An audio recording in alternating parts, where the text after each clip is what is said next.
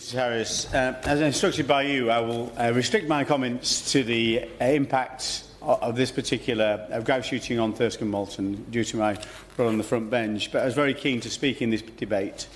I've lived in this area my whole life, and grouse shooting is hugely important to that area. I have declared my interest. I have been grouse shooting once, not very successfully. But my biggest concern right now in terms of Thirsk and Malton is a tinderbox in terms of the geography, the landscapes, in terms of the risk of wildfire. Now, clearly that's largely because of the exceptionally dry weather we've had over recent weeks and months. But my concern also is some of the policies that have been pursued by Natural England, I think, are exacerbating this potential problem. I'm also very keen to speak because the petition itself, and I read the petition and its claims, and I think the 400 people that signed it in my constituency have been misled, Mrs Harris, because it talks about this has been bad for people, bad for the environment, bad for wildlife and bad for the economy. I want to talk about that in the context of Thirsk and Malton. But particularly the petition says that what's happening currently, the industry of grouse shooting, is economically insignificant when contrasted with other uses. It is not clearly set out what those other uses are. The only ones I could potentially find that would replace the industry of grouse shooting is perhaps wind farms, or forests, for forestation, or sheep farming.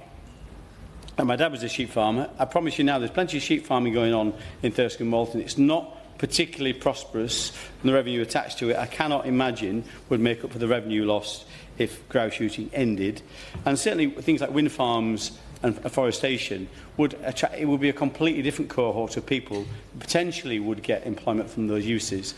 Nothing like to the extent my constituency benefits from today, because today there are hundreds of people in my constituency that are employed in the, directly in terms of the industry of grouse shooting, but also the jobs and businesses connected to it. And others have mentioned the same, and I will mention one or two of the highest profile hostelries, such as the Star at Hereham, somewhere very close to my heart, the Black Swan at Helmsley, the Talbot at Malton, the Owl at Hornby, the Feversham Arms at Church Houses. These are beautiful hostelries in a beautiful landscape, which very much contribute to the attractions of tourism to Thirsk and Malton, which many people in this house and the people I meet all around the country have visited. And but also the connected, the shops, carters in Helmsley, the caterers, the beaters, as my right honourable friend, the member for Richmond, and neighbour for Richmond and Northallerton mentioned, the loaders and the beaters, and the picker-uppers, all these people, not just get an income from grouse shooting, but also it builds the community in our location, the communities around that. And that's hugely important. And it is a mixture of people that are present in this particular sector. I have some beautiful moorland, Hornby, Bransdale, Farndale, Snalsworth and Bilsdale areas I'm very proud of and have visited a number of times, Mrs Harris. So in terms of those people, I do not believe that grouse shooting is bad for those people in my constituency. Far from it. I also don't believe it's bad for the environment. What would be bad for the environment is a wildfire, a serious wildfire. We saw a wildfire, a very serious one in 2018 at Saddleworth. This was unmanaged locations that led to that wildfire. And this affected 5 million people who were breathing in things like lead and cadmium, which was released as a cause of that fire. Dozens of people, Mrs Harris, passed away early because of that wildfire and the effects on air quality.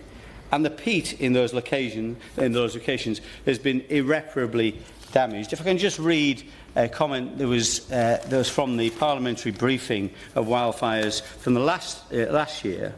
It explains that older heather burns with greater intensity and that to prevent wildfires, vegetation management must be conducted continuously. That's why Saddleworth ran out of control. And that's why in my constituency, the edge of it, Fylingdales, a serious fire in 2003, that was the only area of moorland that wasn't being managed. And that's why that fire happened in that location. The reality is the peat, that of course is so important in terms of carbon sequestration, much of that carbon was released because of those wildfires.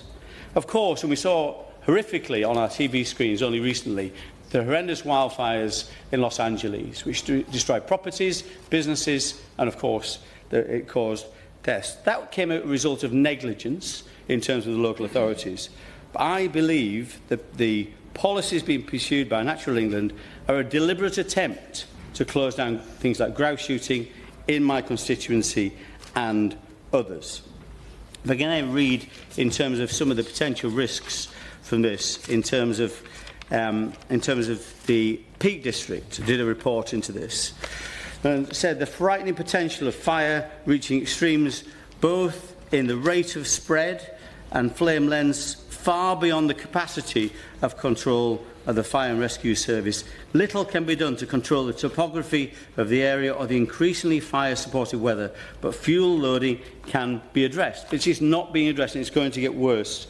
That's my point, and I think this is an ideological position being taken by our regulator.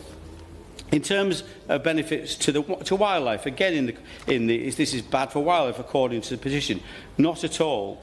In the Berwyn Special Protected Area, curlews, after grouse shooting ended in that area, the population dropped by 79%, golden plovers dropped by 90%, but corvids, which can be very destructive, of course, to wildlife, crows and the like, increased by 600%, Mrs Harris.